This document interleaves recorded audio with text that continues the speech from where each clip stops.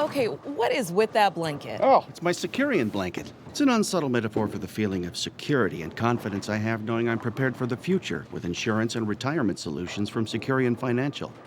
Learn more at Securian.com. We're all set now for our segment sponsored by Securian Financial. They're bringing a very special guest to us today that wrote an article in the May-June edition of Aspire called Exploring How to Build Multi-Generational Client Relationships. So a very important topic. And joining us today, and great to have you with us, is Kristin Andree. She's the chief strategist and the founder of MyFA Coach and the Andree Group, and based out of Atlanta. So Kristin, welcome to the program. Thank you very much for having me. I'm excited to be here. Let's dig in. This is a very important topic in your article, and I know you make this part of your practice with advisors. You talk about being family forward, right? You don't want them to miss out on that. That brings with it a number of questions and approaches, including the ideal timing for when you bring the family members in. And then I'm certain from my own experience that there are some red flags that come up along the way and how to deal with those. Maybe just talk about the timing and red flags a little bit so we understand that a little better. Yeah, absolutely. The timing is critical, and it's different with every client. So I think to tell an advisor, you got to bring them in when they're age 18 doesn't always work for everyone. So the main thing to look at in terms of timing is when do the decisions you're making and the planning you're doing affect adult children, affect the next generation. And when you're having those discussions and they're asking questions or they want to know how to talk to their children about it, that's the ideal time to start bringing them into the conversation. If it's going to affect the next gen, we've really got to get them involved in those discussions.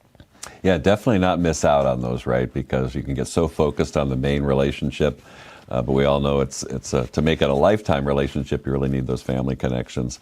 Along the way, in your article, you talk about segmenting senior household clients, and in two ways, both with complexity but also influence. So I was going to have you talk about both of those. Maybe start with influence. The influence is really the work we're doing with our clients, and what influence not only that we're having on them, but that the planning work we're doing with our clients is having on the next generation, the world. What is the work you're doing? So the more influence you can have to help them make the right decisions, to shepherd them along where they want to go, to really help them affect their goals. That's the influence piece. And we want to make sure that we can extend that influence to their family as well. But then we get into complexity. You know, we think of segmentation in terms of A, B, and C clients. And obviously your A clients usually have a little bit more complex planning needs, whether it's gifting strategies or charitable giving or philanthropic endeavors. The more complex a client is, the more other people are involved in that planning. And that's when we really want to bring them in. And the mistake I see a lot of advisors making is instead of looking at it from how am I helping them plan, how am I helping them prepare, they look at it as a referral strategy. I need to meet your child. I need to meet your business partner. I need to meet this. And yes, it's 100% a great thing to meet them for business, but that's the mistake or the red flag I'd wave with advisors. Don't make it about that. Make it about how am I helping this client? You know, so instead of saying, I'd love to meet your children, the conversation becomes, would it be helpful if we brought them into this discussion so I can explain some of more of these complex estate strategies or gifting strategies that we're looking at? If you bring them into the discussion, that's how you get them as future clients, not by saying, hey, I'd love to meet with them and help them out. So I think just helping with the complexity and the influence that way is going to be a little bit stronger, and it's going to help you from a business perspective as well. People love to talk about their family, right? And there might be some challenges there, but most important thing is to open up, gain that trust, have that influence, and really help make that a big part of your practice. So hopefully everybody is paying attention to this, and make sure you check out Kristin's article in the May-June edition of Aspire. So thank you so much. Thank you guys for having me. You can find Kristin's article on page 16 of the May-June edition of Aspire magazine. Link in the description. Great information from Kristin Andree, brought to us by Securian Financial. Really appreciate their sponsorship and involvement in Off the Page. And today from Securian Financial, we have Bridget Herman joining us. Welcome. Thank you. Great to be here. So you're a national account manager across kind of individual distribution at the company, at Securian Financial, right? I So am. she was talking a lot about family forward, which was a good term for me to learn more about how important that is for advisors.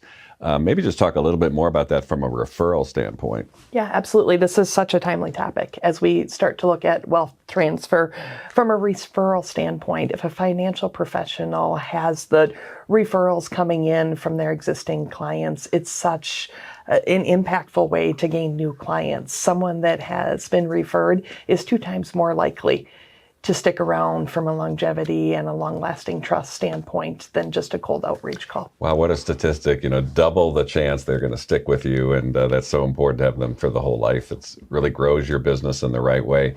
I assume, too, that retention's part of that, too. You start with a referral, but then talk about their responsibilities and focus on retention with their clients. It is. So, of course, we want to retain clients, but building relationships with spouses and heirs or extended family is really a way to do that. So, in other words, it's not just that it's nice to have this relationship with the families. It's one of the biggest reasons that clients will stay with a financial professional. That's so important, and it's about the relationship, so it needs to be genuine. It needs to be something you care for every day, but the outcomes are great, and I think for all of our listeners and watchers, just really thinking about that family-forward approach. It's relationships and then referrals and retention kind of all go together, the 3 R's. So, Bridget, great to have you part of our program this episode, and I really thank Securian Financial as well. It's great to be here. Thank you.